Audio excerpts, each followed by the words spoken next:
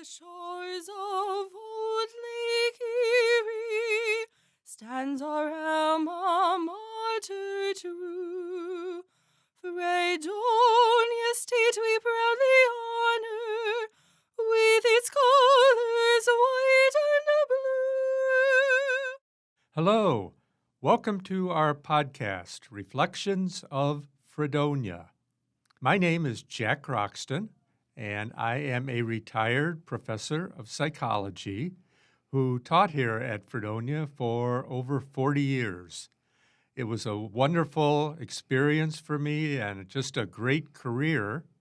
And I thought it would be nice in retirement to talk to alumni of Fredonia and give them a chance to talk a little bit about their experiences and how they may have related to their career here at Fredonia.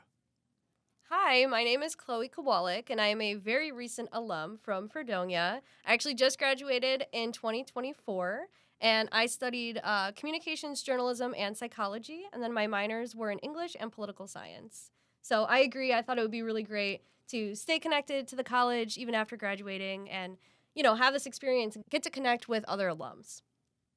So we are recording from right here at the college at Fredonia. We are at the Fredonia Radio Systems, Fredonia's student-run radio station. For today's podcast, we have a very special guest.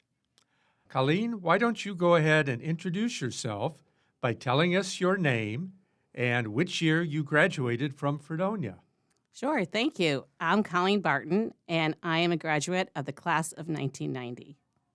So, Colleen, what did you study while a student here at Fredonia? I majored in English with a concentration in public relations, and I minored in political science. Did you start out with those majors when you first came here? You knew that's what you wanted to be? I did actually. I think I knew from 8th grade that I knew I wanted to do something with English and news. Oh, that's awesome. Actually, so we have a bit of a similar path here. So I came in originally as an English major, and so now journalism is separated, and it's under the communications department. So they're under different, departments. So I came in as an English major, and I always had psychology the whole way through. But I came in as English and psychology, and then I started working for the student newspaper, The Leader, and here at the radio station and at the TV station. And I was like, man, I really like this journalism thing. So I bumped English down to a minor, and then we also have a political science minor. And that's kind of same kind of path that I liked working in English and in news. So That's awesome to hear. Mm-hmm. So what kind of made you want to come to Fredonia? Are you from the area, or how did you get to Fredonia? Sure. Well, I grew up in Buffalo, New York, and my cousin Maeve attended Fredonia, and she is about 3 years older than me. So I came to Fredonia, and I absolutely loved it. Fell absolutely in love. It was like a beautiful day, like it is today on campus. Mm-hmm.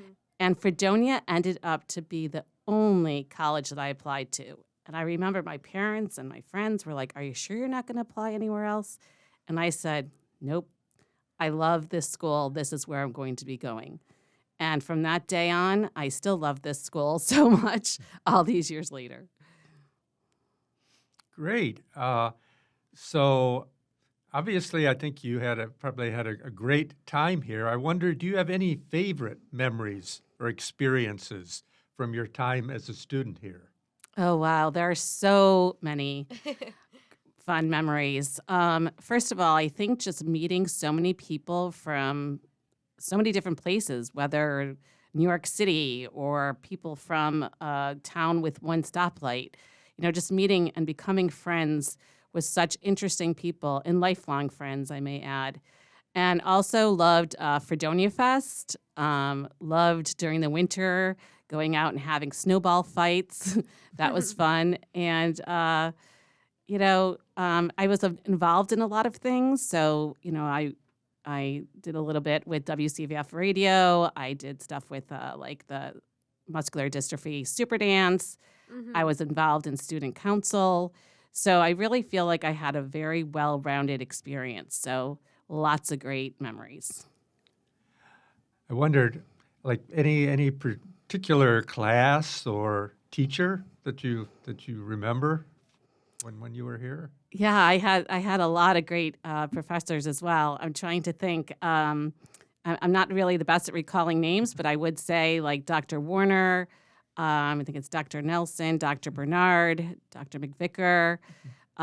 So really, they all did a great job in providing me with the knowledge and the tools I needed to get my career off the ground. I know Dr. McVicker is still teaching Yeah. here at Fredonia. I actually also had her as a professor Well, in the English department. hello. I'll have to send her an email and let her know that we crossed paths. Yes. That's awesome. Yeah, that's super cool. I know you mentioned working here at WCBF. That's really cool. So, I mean, if you're comfortable, like I would love to hear a little bit more about like what you did at the radio station in your time here. Sure. I worked in the news department. So I remember there would be this like machine, a computer of sorts that would print out stories from the Associated Press, and then we would have to kind of rewrite them into little blurbs to read over during the newscast. So I did that maybe for a semester or two, but it was a great experience. Yeah, that's super cool. So you sent us over your resume, which was very cool. Thank you for doing that. And so we were kind of looking, and so we know that right now you're working as a communications director at the Food Research and Action Center. And we were kind of wondering, like, how did you get there? What has your career looked like since you've left Fredonia? Sure. Well, yes. So the Food Research and Action Center is a national nonprofit that works to end hunger in America. So we do a lot of work in raising awareness about the reality of hunger in this country, as well as the solutions that exist, such as federal nutrition programs, which some people may be familiar with the names of WIC, the Supplemental Nutrition Assistance Program, SNAP, school meals, summer meals, after-school meals, etc. So I came to that job after being in global health several years. I worked at an organization called Save the Children.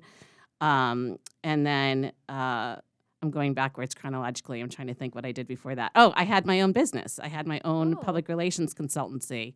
And that was a great experience. I had a lot of different clients ranging from international NGOs to businesses. So that was a fantastic experience. And then before that, I also was like in the nonprofit sector working on kind of poverty and hunger issues as well. And then I was very fortunate in the beginning of my career because the environment as it is today was a very hot topic. So that's how I started out. And then I went into technology, like startups was really popular, and I got lucky and I worked in that a lot before going into those other positions that I mentioned. I know also on your resume, I see that you occasionally rub shoulders with some celebrities. Could you tell us a little bit more about those experiences? Sure. Yeah, I was lucky to meet several celebrities, particularly working with Save the Children. One I remember in particular was Jennifer Garner, who's an ambassador of the organization, and she was reading to young children, and we were trying to make sure that paparazzi was not aware of her location. So I was responsible for like getting her out of the building without any paparazzi seeing her. So that was exciting. I've also done some work with like Sally Field. I worked on an MTV documentary with Bono. And there was Maria Bello. I did things with her. A lot of times I'd be writing scripts for them or just trying to like facilitate the event of which they were speaking at. I wondered, with some of these celebrities, were they generally fairly nice and personable, or get an image some might be full of themselves? Yeah, I have to say Jennifer Garner was so down to earth. I also met her parents, actually, because her parents were down there and as well at the site.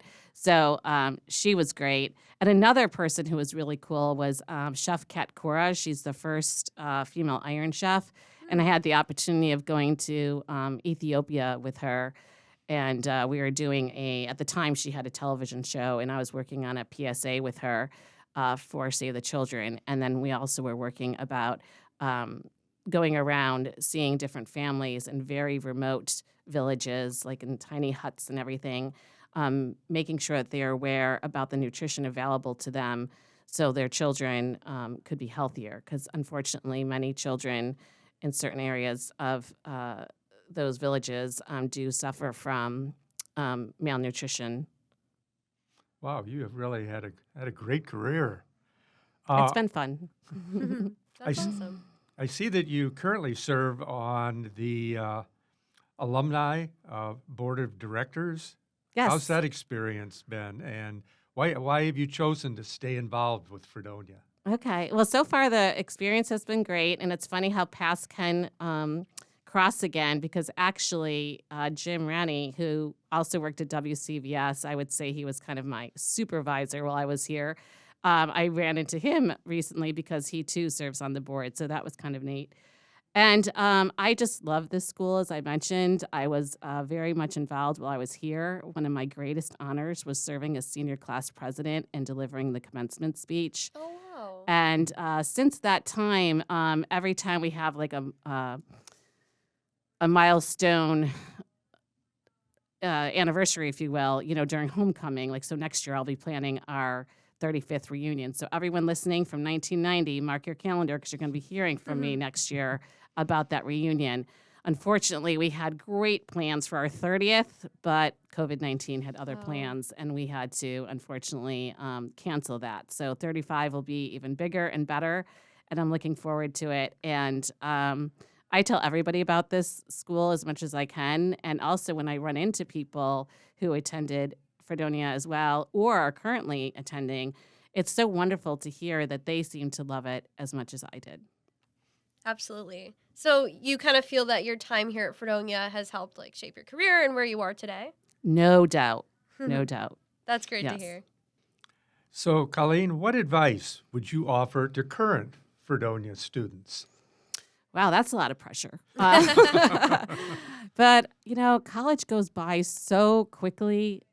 So I guess I would say make the most of every second and find gratitude in every moment because the memories you make today will truly last a lifetime. Very good advice. I think that just about wraps things up for our interview today. Colleen, is there anything else you'd like to add? Thank you so much for having me. And again, it's so wonderful to be on campus on this beautiful day. And I look forward to being here next year for the 1990 class 35th reunion.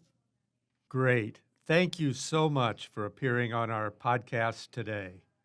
So, again, I am Dr. Jack Croxton. And I'm Chloe Kowalik, and we will see you all in the next podcast. Thank you. Sing its glory and its praises. Let them